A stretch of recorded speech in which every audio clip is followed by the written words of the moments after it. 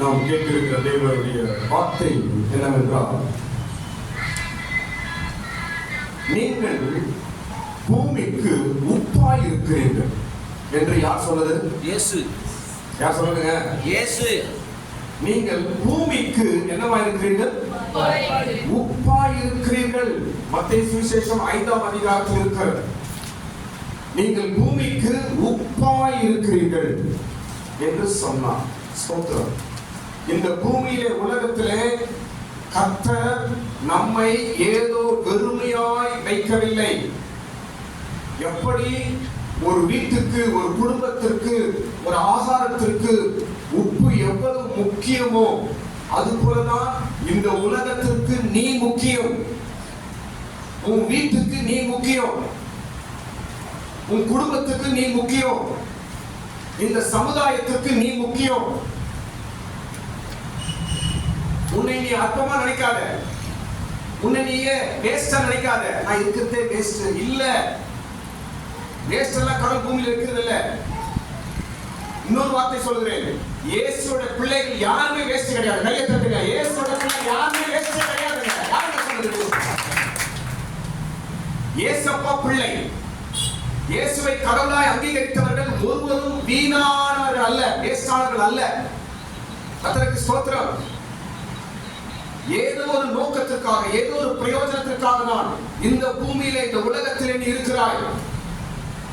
உன்னால ஏசப்பாக்கு ஏதோ ஒரு வேலை நடக்கணும். உன்னை ஏசப்பாக்கு தேவை. ஸ்தோத்திரம். உப்பு இல்லாத பண்டம், சொல்லுங்க, உப்பு இல்லாத பண்டம், உப்பு இல்லாத ஆகாரம் என்ன பண்ணுவோம்? அது போலதான். ஸ்தோத்திரம்.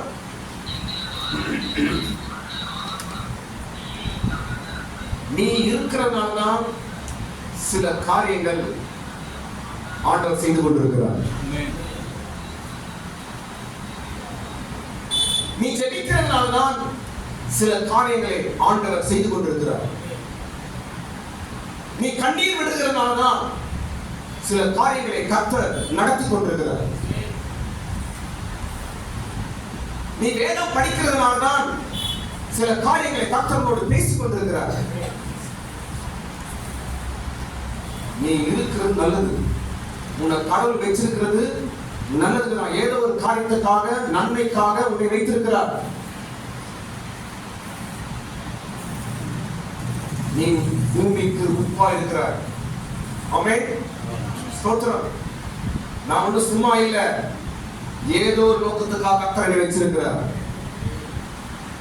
நான் ஒன்றும் வீணா இல்ல, ஏதோ ஒரு வேலைக்காக கர்த்தர் என்னை உபயோகப்படுத்திக் கொண்டிருக்கிறார். ஏதோ ஒரு வேலை செய்து கொண்டிருக்கிறார். அதுதான் உண்மை. நீங்கள் பூமிக்கு உப்பா இருக்கிறீர்கள். இப்போ உபயோகம் உள்ள உப்பு இருக்கிறது, உபயோகம் இல்லாத உப்பு இருக்கு. அப்படிதாங்க? ரெண்டு உப்பு. ஒரு உப்பு என்னங்க? எங்க தெரிஞ்ச ரெண்டு உப்பு. ஒரு சாதாரண உப்பு, இது உப்பு. இதான் தெரியும். உபயோகம் உள்ள உப்பு, உபயோகம். இயேசு சொல்றாரு, உப்பு சாரமற்று போனால் அந்த உப்பு, சொல்லுங்க, எதுக்கும் உதவாதான். அப்போ உபயோகம் உள்ள உப்பு உண்டு, உபயோகமற்ற உப்பு உண்டு. ஸ்தோத்திரம். நாம் உபயோகம் உள்ள உப்பாய் தான் கடவுள் நம்மை வச்சிருக்கிறார். உன்னை ரட்சித்திருக்கிறார், உனக்கு ஞானஸ்நானம் கொடுத்திருக்கிறார், உன் பாவத்தை மன்னித்திருக்கிறார், அவர் ரத்தத்தினால் உன்னை கழுவியிருக்கிறார், உனக்கு சபை கொடுத்திருக்கிறார், பரிசுத்த ஆவியை கொடுத்திருக்கிறார். இதெல்லாம் எதற்கு? உபயோகம் உள்ள உப்பாய் உன்னை மாற்றி இருக்கிறார். ஆமென். நீ உபயோகம் உள்ள உப்பு. ஸ்தோத்திரம். வேதத்துல உபயோகம் இல்லாத உப்பு ஒன்று பார்க்க சொல்லப்படுங்க.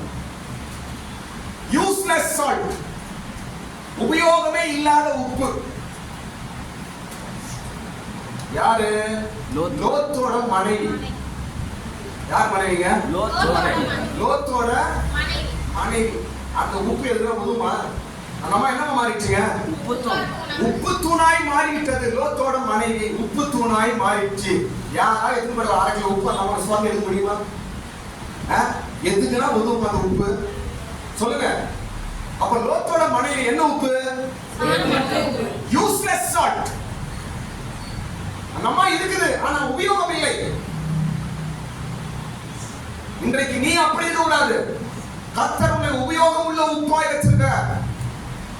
ஸ்தோத்திரம்.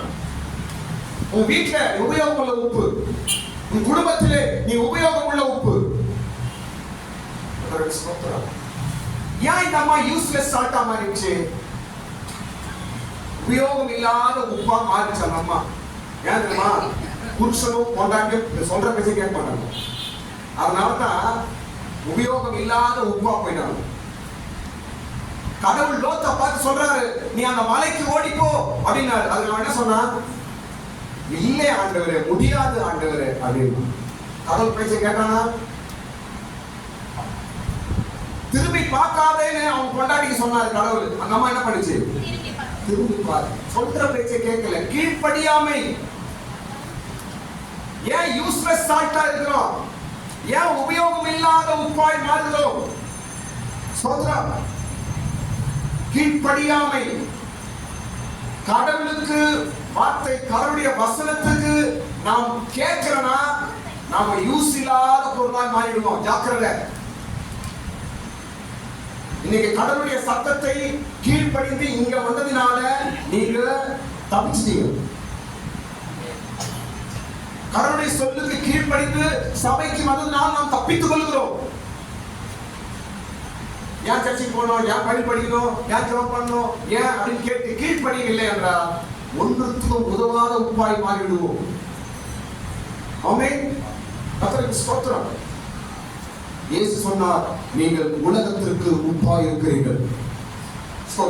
இப்போ இந்த உப்பை குறித்து இயேசு 3 செய்தியை சொல்றார். எத்தனை செய்தி சொல்றாங்க? இயேசு உப்பை குறித்து 3 செய்தி சொல்லுகிறார். என்னன்னு பார்க்க போறோம். முதலாவது, மத்தேயு சுவிசேஷம் 5ஆம் அதிகாரத்தில் நீங்கள் உலகத்திற்கு உப்பாய் இருக்கிறீர்கள் என்று சொல்லுகிறார். எதை வச்சு சொல்றார் என்றால், நற்கிரியை செய்கிறவராய் நீங்கள் இருங்கள் என்று சொல்லுகிறார்.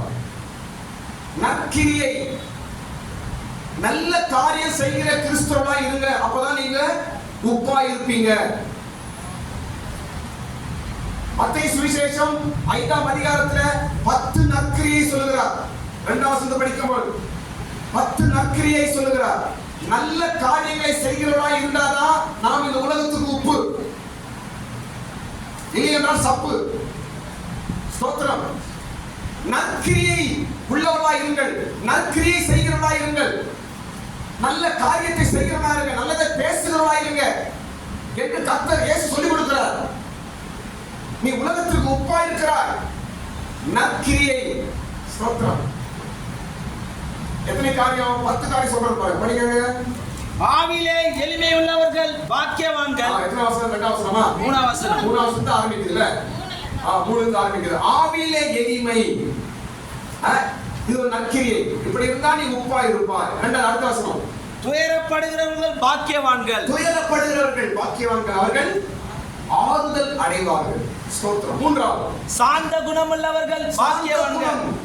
சாந்த குணம். 4ஆவது, நீதியின் மேல் பசிதாகம் இருக்கிறவர்கள். 5ஆவது, இரக்கமுள்ளவர்கள். 5ஆவது. 6ஆவது, இருதயத்தில் சுத்தமுள்ளவர்கள் பாக்கியவான்கள். சுத்தமுள்ளவர்கள். 6ஆவது. 7ஆவது, சமாதானம் பண்ணுகிறவர்கள் பாக்கியவான்கள். சமாதானம் பண்ணுகிறவர்கள். 8ஆவது, நீதி நிமித்தம் துன்பப்படுகிறவர்கள் பாக்கியவான்கள். நீதி நிமித்தம் துன்பத்தை அனுபவிக்கிறவர்கள். 9ஆவது, என் நிமித்தம் உங்களை நிந்தித்து துன்பப்படுத்தி பலவிதமான தீமையான மொழிகளை உங்கள் பேரில் பொய்யாக சொல்வார்கள். பொய்யாய் பேசும் பொழுது. 10ஆவது, சந்தோஷப்பட்டு களி கூறுங்கள். சந்தோஷப்பட்டு களி கூறுங்கள். எத்தனை காரியம் சொல்றாரு இயேசுங்க? 10 காரியம். இதெல்லாம் என்னங்க? நற்கிரியை.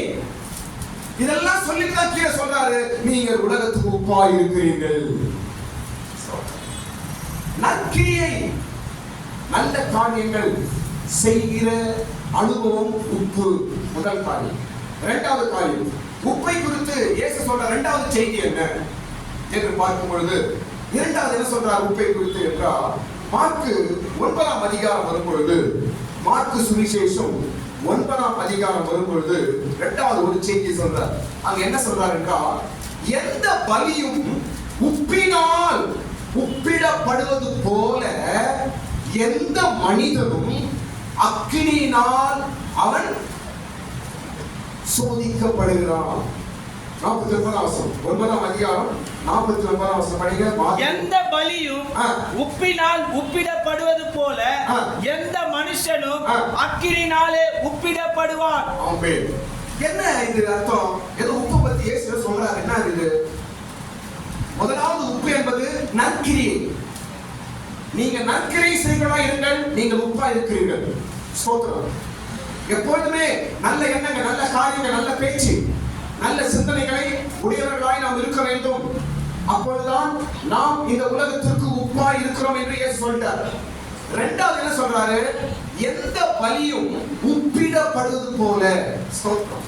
பாருங்க, பழைய ஏற்பாட்டின் காலத்துல கடவுளுக்கு எந்த பலி செலுத்தினாலும் அதுல என்ன பண்ணணுமா? சொல்லுங்க, என்ன பண்ணணும்? அதுல உப்பு போட்டிருந்தா தான் அங்கீகரிப்பார். அந்த உப்பு போட்டாதான் அந்த பலியை கர்த்தர் அங்கீகரிக்கிறார். ஸ்தோத்திரம். அதே போல எந்த மனிதனும் படிக்கிற வசனம், எந்த மனிதனும் அக்கினியினாலே உப்பிடப்படுவான். இது என்ன அர்த்தம்? ஸ்தோத்திரம். பலி உப்பினால் உப்பிடப்படுவது போல எந்த மனிதனும் அக்கினியினால் உப்பிடப்படுவான். இது என்ன அர்த்தம் என்றால், ஸ்தோத்திரம், கவனிங்க, எந்த மனிதனும் சோதனை உபத்திரவங்களை தாண்டி வரும்போதுதான் அவன் ஆசீர்வதிக்கப்படுகிறான். எல்லா மனிதனுக்கும் சோதனை உபத்திரவங்களை கர்த்தர் அனுமதிக்கிறார். எதற்கு? தேவன் அங்கீகரிக்கும் படியாய் அவன் மாற வேண்டும். ஸ்தோத்திரம். எந்த மனிதனும் அக்கினியினால் உப்பிடப்படுவான். சோதனையை சகிக்கிறவன் பாக்கியவான். ஸ்தோத்திரம். அப்ப சோதனை ஒரு அக்கினி, பிரச்சனை ஒரு அக்கினி, பாடுகள், போராட்டம் ஒரு அக்கினி. இதெல்லாம் ஆண்டவர் நமக்கு அனுமதிக்கிறார். ஏன்? அப்பதான் நாம் ஆசீர்வதிக்கப்பட முடியும். எந்த மனிதனும் அக்கினியினால் உப்பிடப்பட வேண்டும். ஸ்தோத்திரம். எனக்கு பிரச்சனையா வரக்கூடாது, எனக்கு எந்த கஷ்டமா இருக்கக்கூடாது அப்படின்னா கர்த்தர் ஆசீர்வாதம் கிடைக்காது. ஸ்தோத்திரம். சில பாதைகள் நமக்கு உண்டு, சில பரீட்சைகள் உண்டு, சில கடந்து போக வேண்டிய பாதைகள் உண்டு. ஸ்தோத்திரம். அடுத்த கட்டத்திற்கு நீ போக வேண்டும் என்றால் சில பரீட்சைகளை தாண்ட வேண்டும். ஹல்லேலூயா. ஸ்தோத்திரம். அப்ப உப்பு என்பது இரண்டாவது விஷயம் நமக்கு என்ன சொல்லிக் கொடுக்கிறது என்றால், எல்லா மனிதனுக்கும் சோதனை, பரீட்சைகள், பாடுகள் உண்டு என்பதை சொல்லுகிறது. ஆமென். ஸ்தோத்திரம். அதனால சோதனை, பிரச்சனை வருது, கடவுள் என்னை கைவிட்டாரு, ஏதோ நடக்குது என்று பயப்படாத. வாழ்க்கையில ஒரே பிரச்சனையா இருக்குது, ஒரே பாடா இருக்குது, ஒரே கஷ்டமா இருக்குது, கடவுள் என்னை கைவிட்டார், எனக்கு ஆசீர்வாதம் இல்லை நினைக்காத. ஸ்தோத்திரம். சோதனை சகிக்கிறாயா? கர்த்தருடைய ஆசீர்வாதம் உண்டு. ஆமென். பிரச்சனை தாண்டி போகிறாயா? கர்த்தருடைய ஆசீர்வாதம் உண்டு. ஆமென். பாடுகளை கடந்து போகிறாயா? கர்த்தருடைய ஆசீர்வாதம் உண்டு. போராட்டங்கள், நிந்தைகள் வருகிறதா? கர்த்தருடைய ஆசீர்வாதம் உண்டு. உப்பு ஒரு பொருளுக்கு எப்படி, ஒரு பலிக்கு எப்படி உப்பு போட்டு ஆண்டவர் அங்கீகரிக்கிறாரோ அதே போல உன்னையும் என்னையும் சில பரீட்சைகளை அனுமதித்து நம்மை அங்கீகரிக்கிறார். ஆமென். ஸ்தோத்திரம். மூன்றாவது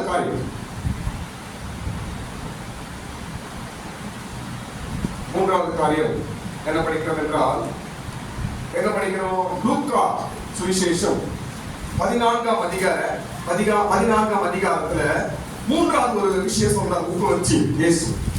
முதல் விஷயம் நற்காரியம், இரண்டாவது விஷயம் மனிதனுக்கு சோதனையும் பிரச்சனைகளும் உப்பை போல அவனை ஒப்பிடுகிறது என்று சொன்னார். மூன்றாவது லூக்கா 14ஆம் அதிகாரத்துல இயேசு என்ன சொல்கிறார் என்றால், இங்க உப்பை குறித்து மூன்றாவது செய்தி என்னவென்றால், எந்த விஷயத்தை குறித்தும் முன்கூட்டியே ஆலோசனை பண்ண வேண்டும் என்ற ஒரு செய்தியை உப்பு வச்சு சொல்றாரு. ஆமென். கர்த்தருக்கு ஸ்தோத்திரம். லூக்கா 14ஆம் அதிகாரத்துல கடைசி கீழே வாங்க. அது நிலத்தில் ஆகிலும் எருக்காகிலும் உதவாது. உப்பு நல்லதுதான். உப்பு சாரமற்று போனால் எதினால் சாரமாக்கப்படும்? அது நிலத்துக்காகிலும் எருக்காகிலும் உதவாது. அதை வெளியே கொட்டி போடுவார்கள். மூன்றாவது இயேசு எதை பத்தி பேசுறாரு? உப்பை பத்தி பேசுறாரு. கர்த்தருக்கு ஸ்தோத்திரம். எதை பத்தி பேசுறாரு? உப்பை பத்தி பேசுகிறார். ஸ்தோத்திரம். இந்த உப்பை பத்தி என்ன விஷயம் பேசுகிறார் என்றால், மேல 29 நாம் வரும்பொழுது, மேல நம்ம 29ஆம் வசனத்திலிருந்து 32ஆம் வசனம் வரைக்கும் படிக்கும் பொழுது அங்க என்ன சொல்லுகிறார் என்றால், ஒரு இடத்துல ஒரு ஒரு ஒரு கோபுரம் கட்ட வேண்டும் என்று சொல்றார், இன்னொரு இடத்துல ஒரு யுத்தம் செய்ய வேண்டும் என்று சொல்றார். இந்த ரெண்டுத்துக்கும் எது முக்கியமா? முன்கூட்டியே ஆலோசனை செய்ய வேண்டும், முன்கூட்டியே யோசிக்க வேண்டும் என்று சொல்லுகிறார். ஆமென், ஸ்தோத்திரம். இது நீ உப்பா இருக்கிறாய் என்பதற்கு ஏசப்பா நாம் சொல்லிக் கொடுக்கிற காரியம். ஒருவன் ஒரு கோபுரம் கட்ட வேண்டும் என்றால், அந்த கோபுரத்தை கட்டி முடிக்க வேண்டும் என்றால் அவன் என்ன செய்யணும்? அவன் 29ஆம் வசனம், அவன் என்ன செய்ய வேண்டும்? முன்னாடியே அவன் அஸ்திபாரம் போட்டு கூட்டியே உட்கார்ந்து அவன் என்ன செய்ய வேண்டும்? ஆலோசனை செய்ய வேண்டும். நீங்கள் உப்பா இருக்கிறீர்கள், எந்த விஷயத்தையும் முன்னாடியே யோசிக்காம பிளான் பண்ணாம செய்யக்கூடாது. நீங்கள் உப்பா இருக்கிறீர்கள், ஒருவேளை யோசிக்காம முன்கூட்டியாக உட்கார்ந்து நம்ம குடும்பமா உட்கார்ந்து பேசி யோசிக்காம செய்தனா அந்த வேலை பாதியில நின்று போயிட்டா மற்றவங்க பரியாசமா சொல்லுவாங்க, பேசுவாங்க. பாத்தியா எல்லாம் முடிக்க முடியல அந்த வேலையை என்று சொல்லுவார்கள். ஸ்தோத்திரம். நீங்கள் உப்பாய் இருக்கிறீர்கள், நான் உங்களை உப்பாய் வைத்திருக்கிறேன். இந்த உலகத்துக்கு நீங்கள் உப்பாய் இருக்கிறீர்கள். அப்படின்னா என்ன? எந்த விஷயத்தையும் முன்கூட்டியே உட்கார்ந்து யோசித்து ஆலோசனை பண்ணி அந்த வேலையை செய்ய வேண்டும் என்று சொல்றார். அடுத்து என்ன சொல்றார் தெரியுமா? ஒரு இடத்துல ஒரு யுத்தத்துக்கு போகிறான். அந்த யுத்தத்துக்கு போறதுக்கு முன்னாடியே அவன் நம்முடைய பலசாலியா, அவனை ஜெயிக்க முடியுமா இல்லையா என்று நம்ம என்ன செய்யணும்? முன்கூட்டியே ஆலோசனை செய்ய வேண்டும். நான் சொல்ற ஃபாலோ பண்ணீங்களா இல்லீங்களா? முன்கூட்டியே என்ன செய்யணுமா? ஆலோசனை செய்ய வேண்டும். ஐயோ நான் பார்த்துட்டேங்க, நம்ம செய்யறோங்க அப்படி நம்ம சிலதை சொல்றோம், தப்பு. முன்கூட்டி ஆலோசனை செய்யாம ஒரு வேலையை செய்து ஃபெயில் ஆச்சுன்னா நீ சாரம் இல்லாத உப்பு, இந்த உப்பு கிடையாது என்றுதான் இயேசு அவர் சொல்ல வர்றார். அந்த உப்பு எதுக்கும் உதவாது. அந்த உப்புக்கு என்ன பண்ணுமா? உப்புல தான் போடணும், மெதிக்கிறது தான் உபயோகப்படும். கிறிஸ்தவர்கள் நாம் உட்கார்ந்து எல்லா விஷயத்திலும் உட்கார்ந்து ஆலோசனை பண்ண வேண்டும், உட்கார்ந்து பேசணும். வீட்டுல பிள்ளைங்க விஷயமா, வீடு கட்டுற விஷயமா, விவாக விஷயமா, பிள்ளைங்க படிப்பு விஷயமா, எந்த காரியமா இருந்தாலும் உட்கார்ந்து யோசித்து அதை பற்றி நாம யோசித்து ஒரு வேலையை செய்ய. அப்படி செய்தாதான் நீ உப்பா இருக்கிறாய். இது யோசிக்காம எடுத்தோம் போட்டோம் கவுத்தம் என்று சொல்லி செய்யும் பொழுது அந்த வேலை நமக்கு கைக்குடி வராமல் போகும் பொழுது நாம் உபயோகமில்லா உப்பாய் மாறுகிறோம்.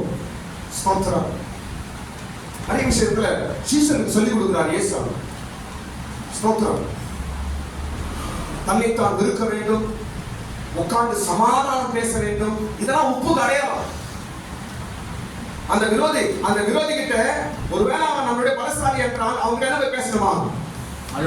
சமாதானம் பேசு. வசனம் இருந்தாங்க, என்ன பேசு? சமாதானத்தை பேசு. இதெல்லாம் சொல்லிட்டு அடுத்த வசனம் சொல்றார், நீங்கள் பூமிக்கு உப்பா இருக்கிறீர்கள்.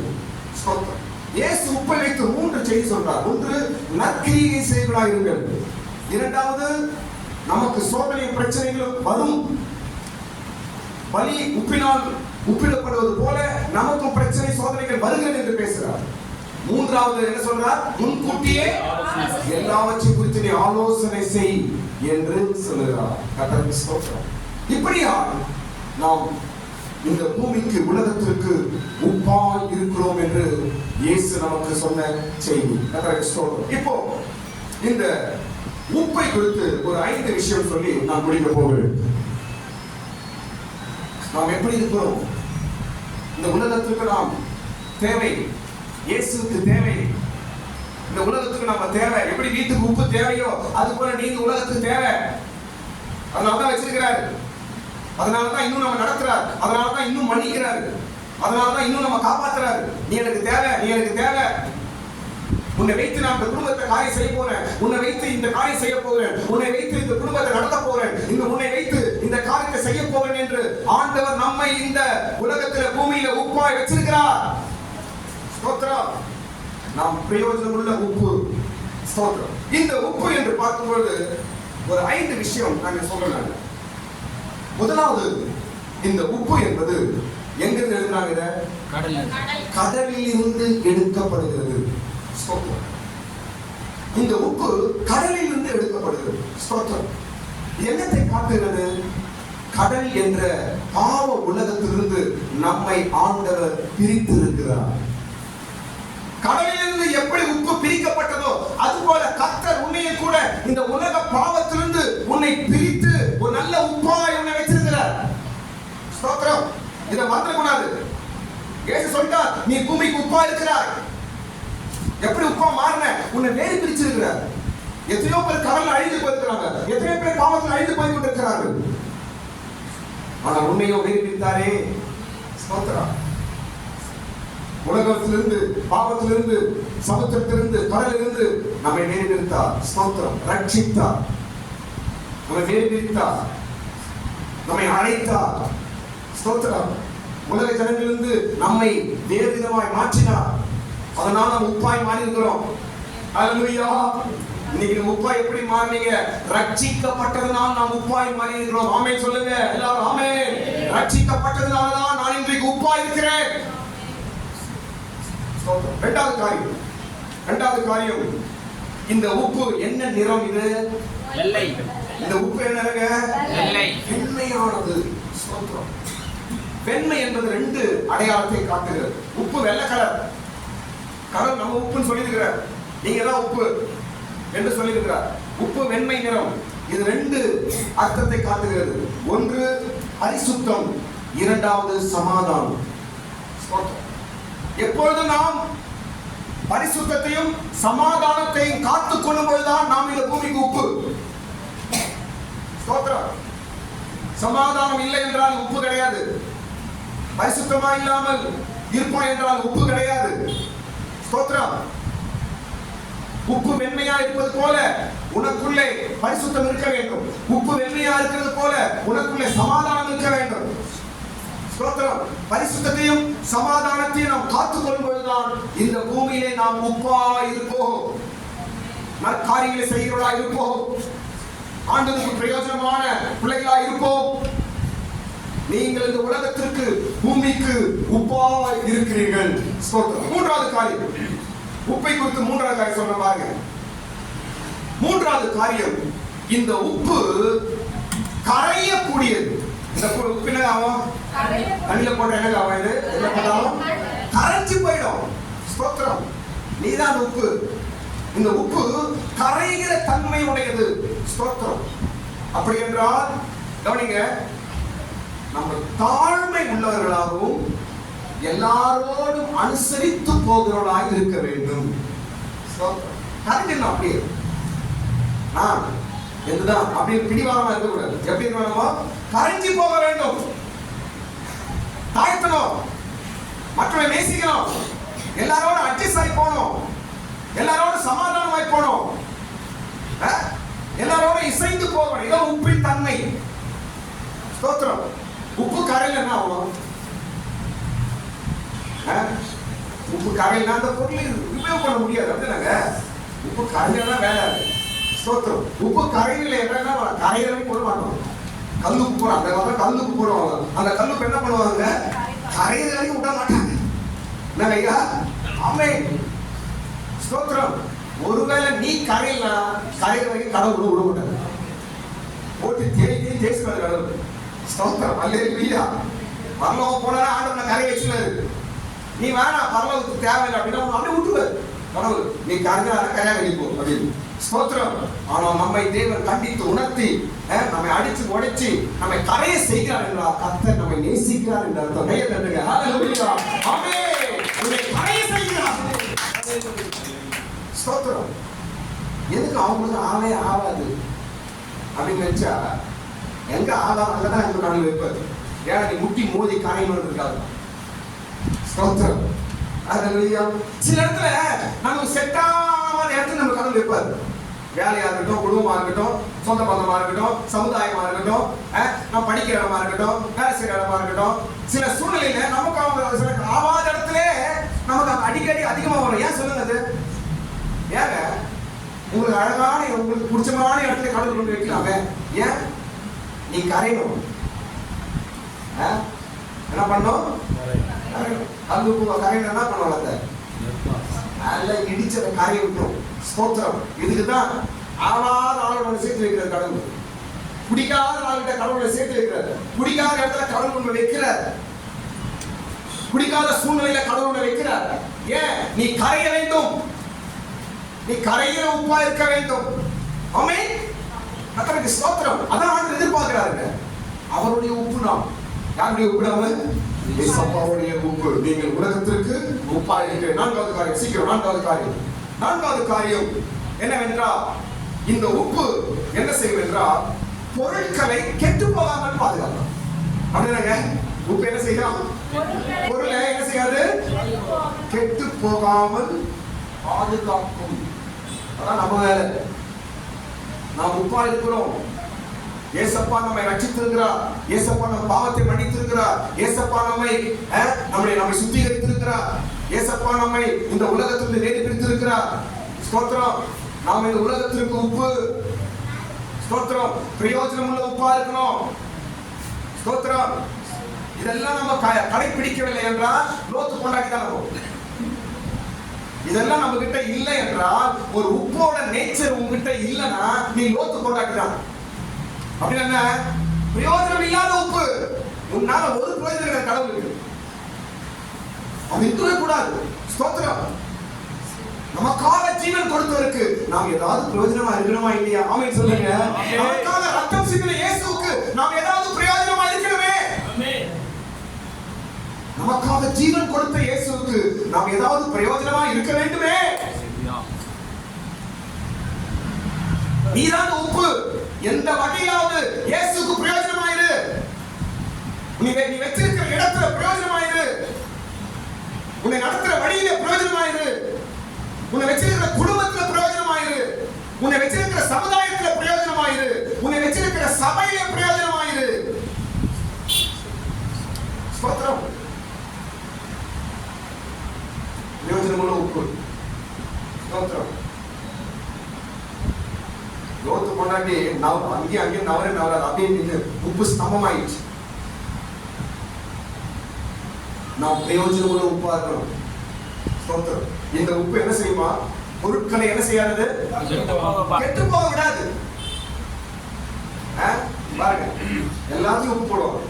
ஊறுகாய் உப்பு போடுவாங்க. அப்புறம் என்ன கெட்டு போகாம இருக்குது. ஏன் டெட் பாடியில கூட என்ன பண்றாங்க? உப்பு அள்ளி போட்டுறாங்க. பாக்கெட் இருக்கும்போது ஒரு புடி சோறு கொடுத்துட மாட்டாங்க அவங்களுக்கு. அவன் செத்து போடுற பாக்கெட் உப்பு போட்டா செத்து போட்டு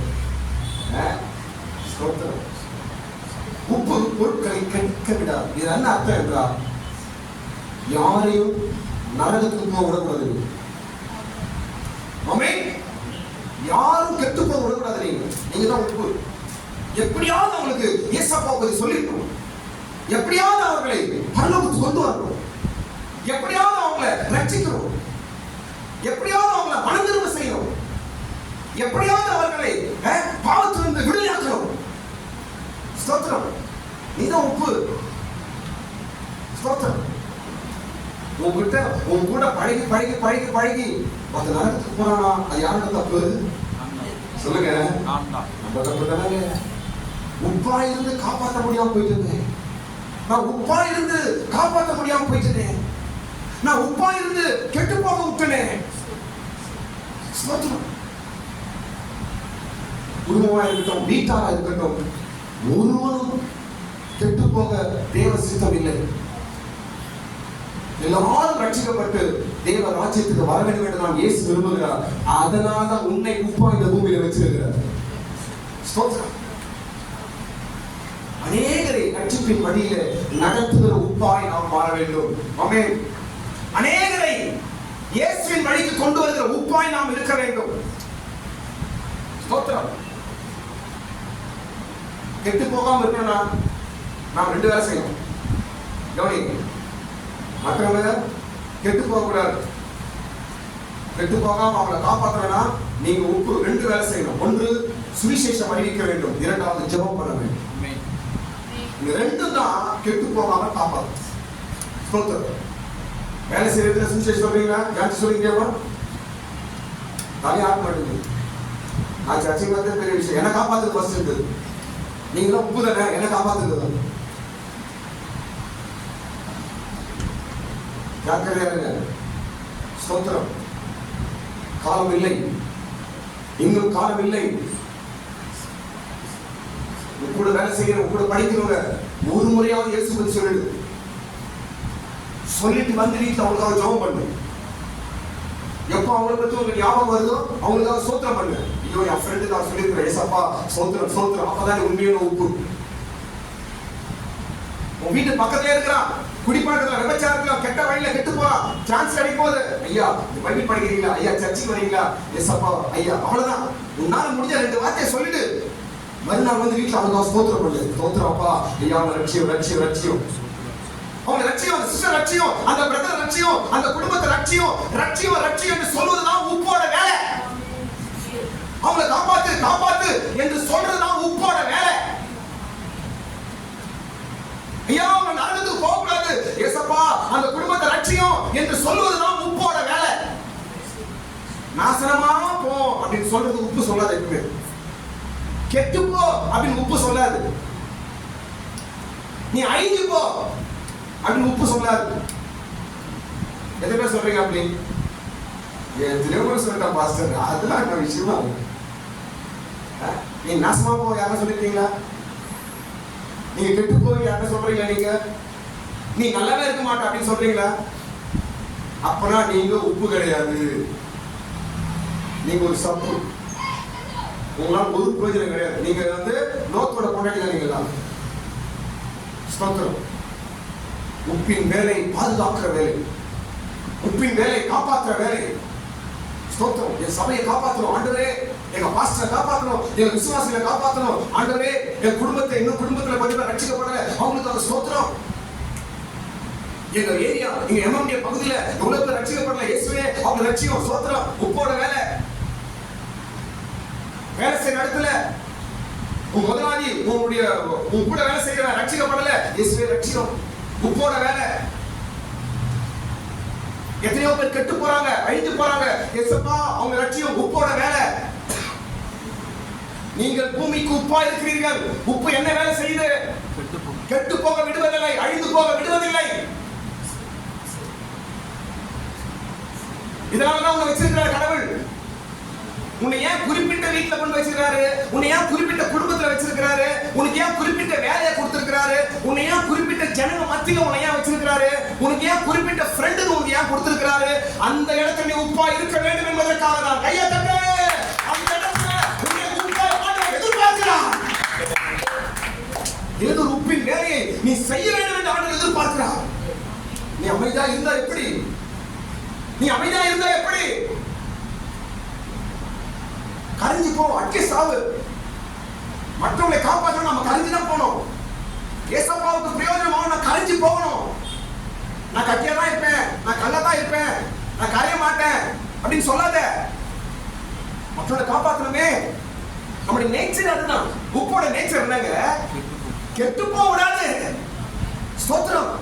நம்முடைய நேச்சர் யாரும் கெட்டு போடக்கூடாது, கெடுக்கிற வார்த்தையை பேசக்கூடாது, கெட்டு போன நினைக்க கூடாது, கெட்டு போன என்று அவனை சபிக்க கூடாது. தப்பு. ஸ்தோத்திரம். நீ ஏசப்பாவுடைய உப்பு. ஏசப்பா உன்னை வேறு பிரித்திருக்கிறார்.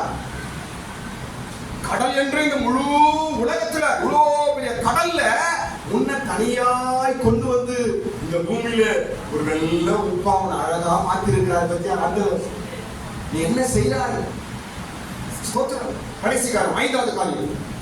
உப்பு என்ன செய்யும்? 5வது காரியம், உப்போட வேலை என்ன? நல்ல டேஸ்ட் கொடுக்கும். என்ன கொடுக்கும்? மீன் குழம்புல உப்பு போட்டா எப்படி இருக்குமா? டேஸ்டா இருக்கும். ஸ்தோத்திரம். உப்பு ருசி கொடுக்கும். கிறிஸ்தவனே நீதான் உப்பு, சபையே நீதான் உப்பு, சிஸ்டர் பிரதர் நீங்க தான் உப்பு. இயேசு சொல்லியிருக்கிறார், நீங்கள் உலகத்திற்கு உப்பா இருக்கிறீர்கள். உள்ள உப்பா இருப்போம். ஏசப்பாவுக்கு பிரயோஜனமான உப்பா இருப்போம். உப்பு சுவை கொடுக்கும். சுவை கொடுக்கும். என்ன கொடுக்கும்? சுவை. டேஸ்ட் கொடுக்கும். குழம்புக்கு டேஸ்ட் வரணும்னா என்ன செய்யறாங்க? உப்பு காரம் போட்டீங்களா? காரம் உப்பு கம்மி. பிரியாணியா இருந்தாலும் கறி குழம்பா இருந்தாலும் மீன் குழம்பா இருந்தாலும் என்ன போடுவோம்? உப்பு காரத்தை தூக்கலாம் போல. அப்பதான் என்ன வருது? அதுக்கு சுவை, ருசி. ருசி என்பது நம்முடைய சாட்சி. ஆமென். ருசி என்பது என்ன? சாட்சி. சபைக்கு ருசியா இருக்கணும், உன் வீட்டுக்கு நீ ருசியா இருக்கணும், உன் சொந்த பந்தத்துக்கு நீ ருசியா இருக்கணும், உன் ஃப்ரெண்ட்ஸ் மத்தியில ருசியா இருக்கணும், நீ வேலை செய்யற இடத்துல ருசியா இருக்கணும், நீ வாழ்கிற இடத்துல ருசியா இருக்கணும். ருசி கொடுக்க வேண்டும், நல்ல சாட்சி கொடுக்கணும். ஸ்தோத்திரம். பாருங்க, நல்ல செஃப், நல்ல ஒரு பெரிய செஃப் சமையல்காரன் வாசனை வச்சு உப்பு கம்மியா இருக்குதா உப்பு அதிகமா சொல்லிடும். தெரியுமா உங்களுக்கு? கேள்விப்பட்டிருக்கீங்களா? ஒரு நல்ல செஃப்னா சமையல் பண்றவர், ஃபேமஸான பெரிய ஆள் வச்சுங்க, வாசனை வச்சு உப்பு கம்மியா சொல்லிடுவாங்க. நான் கேள்விப்பட்டிருக்கேன். வாசனை வச்சு அந்த குழம்பு கொதிக்கும் போது அந்த வாசனையை வச்சு என்ன சொல்லிடுவாங்க? உப்பு கம்மியா இருக்குது, இது கம்மியா இருக்குது. வாசனையை வைத்தே சொல்லி விடுவாங்க. ஸ்தோத்திரம். ருசி. நம்முடைய வாசனை வைத்து நம்ம ருசியை சொல்லலாம். சாட்சி. உன்னை சுத்தி இருக்கிற உன்னை பத்தி என்ன சொல்றாங்க? உன் வீட்டில் இருக்கிற உன்னை பத்தி என்ன சொல்றாங்க? சபையில உன்னை பத்தி என்ன சொல்றாங்க? சமுதாயம் உன்னை பத்தி என்ன சொல்லுது? ஸ்தோத்திரம். ருசி கொடுக்கும் உப்பாயிரு. நல்ல சாட்சி. எப்படியோ நல்ல சாட்சியை காப்பாத்திக்கணும். சிலது போறமைனால கோபத்தில் என்ன ஒன்று சொன்னோம், அது நமக்கு தேவையில்லை. ஆனால் ஒருவன் தப்பா சொன்னாலும் மிச்ச 99 பேர் உனக்கு நல்லா சொல்லணும். இல்ல பாஸ்டர், 99 பேர் தப்பா சொல்லுவாங்க, 10 தான் நான் சொல்லுவேன். அது எப்படி? அது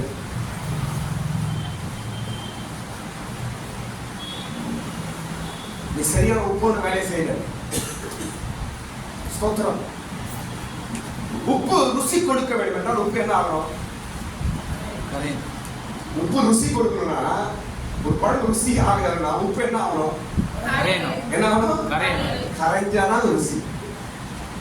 ஆமென். இயேசு கரைஞ்சாருங்க, அதான் தியாகம். ரத்தத்தை கொடுத்தாரு, ஜீவனை கொடுத்தாரு, உயிரை கொடுத்தாரு. இயேசு கரைந்து போனார். தியாகம். இன்றைக்கு முழு உலகத்துக்கும் ருசியை கொடுத்தார். கையை தட்டு. ஹalleluya. இயேசு ருசி உள்ளவராய் மாறினார். கர்த்தர் நல்லவர் என்பதை ருசித்து பாருங்கள். ருசித்து பாருங்கள். எப்படி அவர் ருசியா மாறினார்? கொல்கதாவிலே அவர் கரைஞ்சார். கொல்கதா சிலுவையிலே அவர் கரைந்து போனார். சரீரம் கரைந்தது, ரத்தம் கரைந்தது, ஜீவன் கரைந்தது, அவயங்கள் கரைந்தது, எல்லாம் கரைஞ்சு போச்சு. அப்படியே கரைந்தால்தான் ருசி. உப்போட வேலை. ஸ்தோத்திரம். எந்த அளவுக்கு உங்களை தாழ்த்தி, எந்த அளவுக்கு அட்ஜஸ்ட் ஆகி, எந்த அளவுக்கு இசைந்து, எந்த அளவுக்கு உங்களை தாழ்த்தி போகிறீர்களோ அந்த அளவுக்கு நீங்க ருசியாய் மாறுவீர்கள். உலகத்துக்கு நீங்கள் உப்பாய் இருக்கிறீர்கள். ஸ்தோத்திரம். அதனால் நாம் பிரயோஜனமுள்ள உப்பாய் மாறுவோம். பிரயோஜனம் அற்ற உப்பாய், லோத்தின் மனைவியை போல கீழ்ப்படியாமல்